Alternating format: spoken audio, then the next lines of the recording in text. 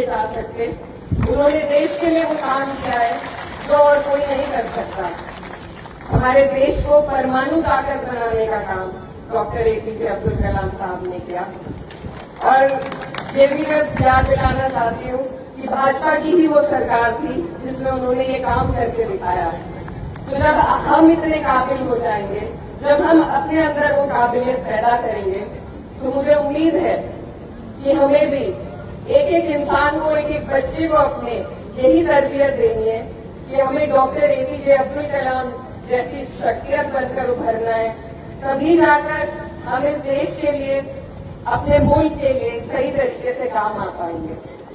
میں ساتھ ساتھ ڈاکٹر BR امبیڈکر صاحب کی ایک بات مجھے بہت اچھی لگتی ہے کہ انہوں نے کہا تھا کہ وہ کسی بھی قوم کی ترقی کو اس قوم کی مہیلاؤں کی ترقی سے آنکھتے ہیں. تو یہاں کیونکہ میں خود ایک مہیلا ہوں اور ہم صرف 2 مسلم مہیلائیں ہیں جو سنسد میں ہیں، مجھے گرو بھی ہوتا ہے اور افسوس بھی ہوتا ہے کہ ہماری سنکھیا بہت کم ہے.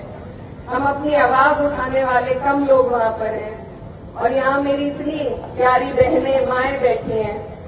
تو میں خاص طور پر ان سے مخاطب ہو کر یہ کہنا چاہتی ہوں کہ آپ اپنے بیٹے اور اپنی بیٹیوں میں فرق نہ کریں. انہیں صرف شادی کے لیے تیار نہ کریں. کوئی ایسی چیز نہیں ہے جو آپ کی بیٹی نہیں کر سکتی. اگر ہم اپنی بیٹیوں کے، اپنی بہنوں کی تعلیم پر دھیان دیں، انہیں اول سے اول تعلیم حاصل کرانے کی کوشش کریں، تو پردے کے ساتھ بھی ہر وہ کام کیا جا سکتا ہے. ہمارا دین اس بات کی گواہی دیتا ہے کہ کوئی روک اس طرح کی عورتوں پر نہیں ہے.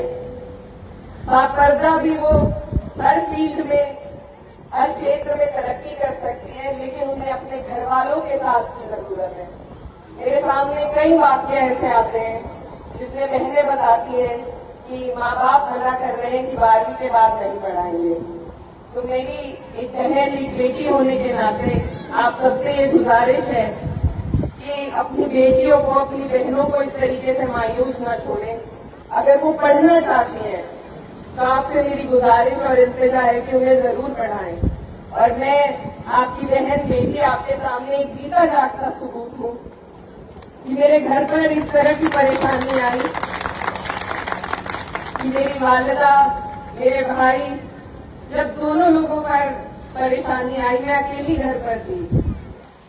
اور اگر مجھے کسی چیز سے کانفیڈنس ملا تو وہ میری تعلیم تھی.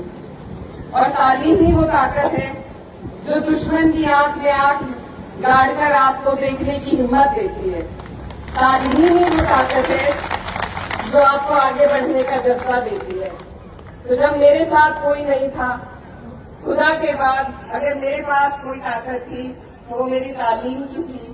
اور تعلیم ہی آج ایک اور ہمارے لوگوں میں ایک بات ہے کہ ڈر کا ایک ماحول بہت بن گیا ہے جو مجھے بالکل پسند نہیں ہے. اور ڈرتا وہی انسان ہے جس کو جانکاری تھوڑی کم ہوتی ہے. اگر ہم اپنے حق اور حقوق کی جانکاری لیں گے، تعلیم یافتہ بنیں گے، تو مجھے امید ہے کہ یہ جو ڈر ہم اپنے اندر لیے گھومتے ہیں کسی کی تاناشاہی کا، میں معافی چاہوں گی، تھوڑا پولیٹیکل ہو جاتی ہوں